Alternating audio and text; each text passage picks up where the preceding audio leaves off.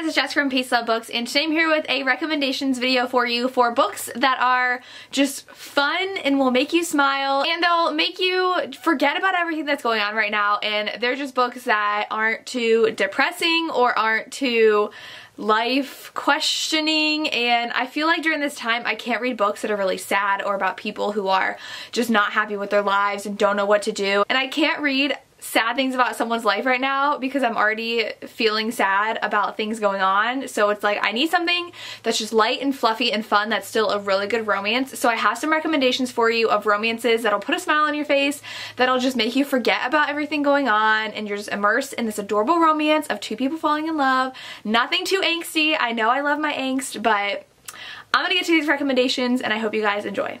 So a bunch of these are ones I listened to on audio, but I believe they're also, a lot of them are on KU. So the first one is Let's Get Textual by Tegan Hunter. I'm really excited to read her other pizza series as well, because after reading this one, I need to read more books by her. This one is about a girl and a guy who accidentally start texting, and so the girl gets a text from a random number like, hey, can we like cancel lunch? And she's like, oh sure, no problem, because she thinks her brother got a new number. And then they realize that they're not who they think they are, because the guy thinks she's someone he works with, and then they start texting, and it's super adorable. It kind of deals with the thing of, do you really get along with someone, or are you just getting along with them with texting? And I think it's so applicable to today's world, where a lot of dating begins by talking to each other and like texting each other first, and then you have to see if you're really compatible in real life too.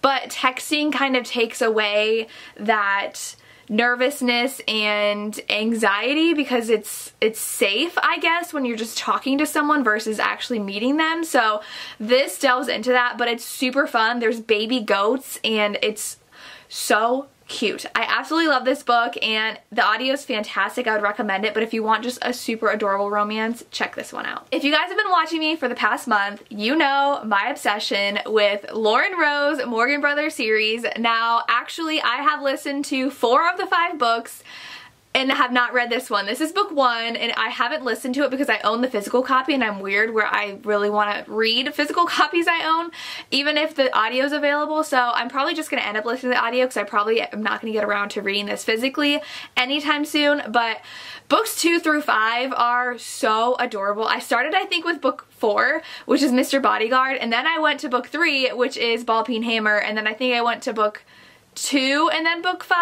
I listened to this all out of order, but I wanted a bodyguard romance, so I listened to Mr. Bodyguard. They're all hilarious. They all have just such fun connections with one another. If you like romances where there's a big family that's involved, you're gonna absolutely love this series, because they're just so funny and like really harp on each other, but they are still so in love with each other. All the family is, and the mom's involved, which is cute, the dad's involved, which is adorable, and I just love this entire series. So we have a bodyguard romance, there is a male performer stripper romance, there is a kind of like they fell in love and then they hated each other because they lied to each other. They kind of met under false pretenses and then started liking each other again. And then we have a rock star romance. So they're all just full of those fun tropes, and you will fall in love with these people, and I could not rave about this series enough.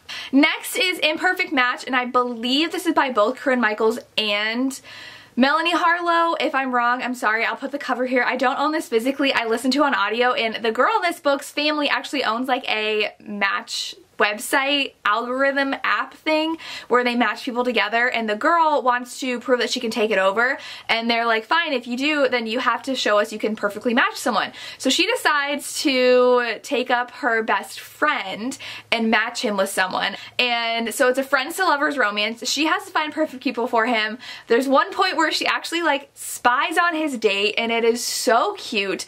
I absolutely love this. It's kind of modern with the whole dating app thing, but then friends to lovers is one of my favorite tropes, and I love this because they didn't really realize they liked each other until now.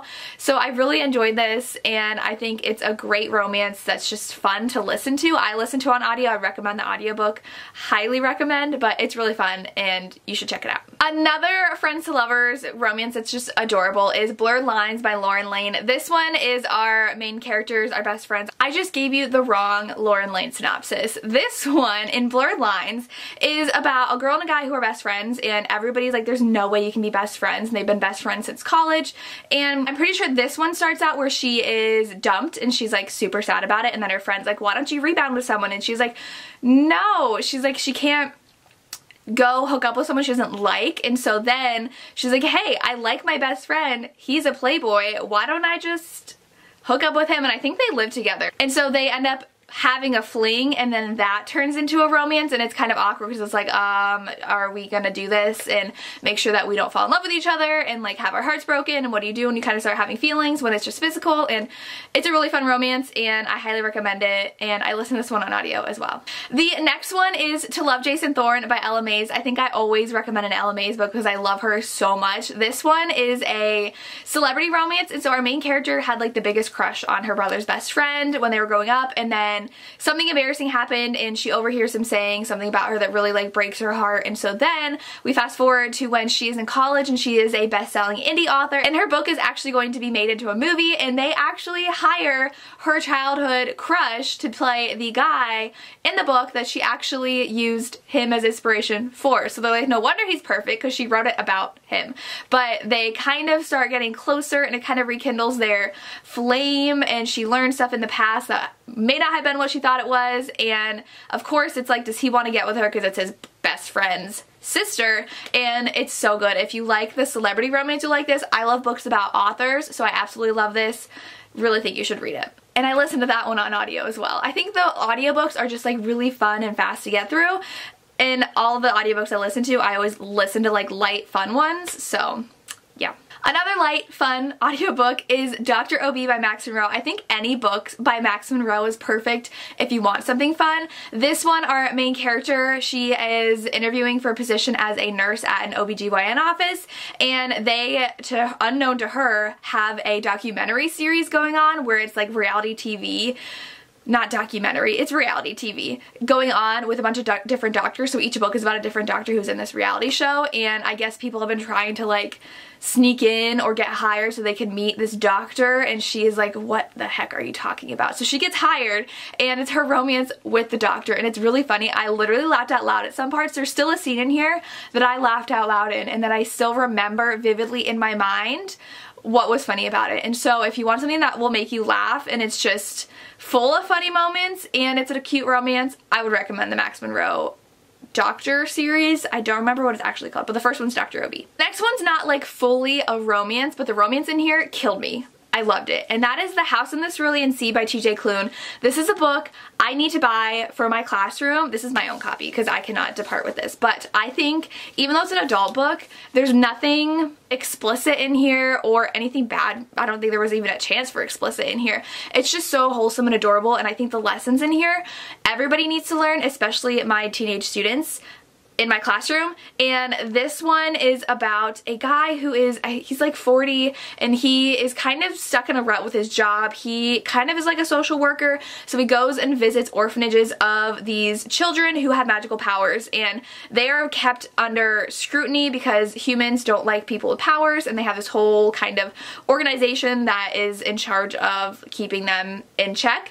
And so he is now put on a case of like the most dangerous children on the house in the Cerulean Sea, and he ends up going there and meeting them, and the children are all so fun and adorable, and their caretaker, who's the head of the orphanage, is just this not charismatic, but just this whimsical, caring man who just wants these children to see the world in a good light. And there is a romance between our social worker and this man who runs the orphanage, so it is an MM romance, and it was the sweetest thing ever. TJ Klune just writes magical romances, and I could not stop just feeling so cozy when I was reading this, and everybody needs to read it. The messages in here are amazing, and I need a book too because I need these characters, and that ending, I need more, but I highly recommend this. The last two books I have are books that everybody has read that I know has watched me and is in the book community, so if you are around a lot, you've probably heard of these. If not, these are two that I think are fantastic, and one is like 18 books long, and that's the Iceland of Our Burien series. This series is just so ridiculous and so fun that you will be to book 10 before you know it. I listened to these on audio, and then I got rid of Scribd, and Audible Escape only has the first few, so I haven't continued on with the series. I do think it's on Kindle Unlimited. The audiobooks are amazing though. I love the narrators. These are about women who were kidnapped by aliens and shipped off and then wrecked on this ice planet where these barbarians mate with them. They have something called a qui, which is inside of them that they need to have placed inside of themselves in order to survive on this planet, and the qui matches with someone else's qui, and it like vibrates and hums, and then that's your mate, and you don't really have a choice, but like they end up falling for them anyways, and they're so good. I will say after book like 10, they kind of started getting repetitive, and then they started following like the female aliens, and I didn't care for like an alien-alien romance. I wanted the human-alien romances. That sounds so weird, but I liked that where they had to kind of learn each other's customs and language and understand each other, and it was just so fun, and you have to read these if you haven't yet. And the last book I have is Desperate Measures by Katie Robert. This is if you want some steamy fun that you're just like, these are fun, and that's all I'm here for, because these are Disney retellings, kind of. They use Disney characters, but they are not for the faint of heart, so don't go in thinking you're gonna get some fun, innocent romance, because these are very taboo. We have Jasmine and Jafar in this one, and it gets to the point right in the beginning, but they are just, you can't put them down, and this is very much borderline though, like consent, not consent, because they play with that idea, like Jasmine really wants Jafar, but like acts like she doesn't, but they both know she does, so if you're uncomfortable with that, don't read these books, but I absolutely love book 1. I can't wait to get to the rest. I think there's 4 out now, so if not, there's definitely 3. I don't remember if there's 4, but definitely 3 are out now, and they're shorter, and they're just like, you're flying through them, and you're like, whew, these are really good, and really steamy, and just pass the time. There's nothing like super thought-provoking about them, but they're so good. Anything by Katie Robert I would recommend to just like dive into and pass the time with. And those are my light, fun, fluffy romances to take your mind off of things. These are just books that you'll find yourself starting and like finishing in the same day, because they're just fun. You're gonna smile through them, you're gonna laugh out loud through them, and I couldn't recommend them enough. So let me know down below if you have any that you would recommend. I would love to hear. As always, thank you so much for watching, and have a good day. Bye.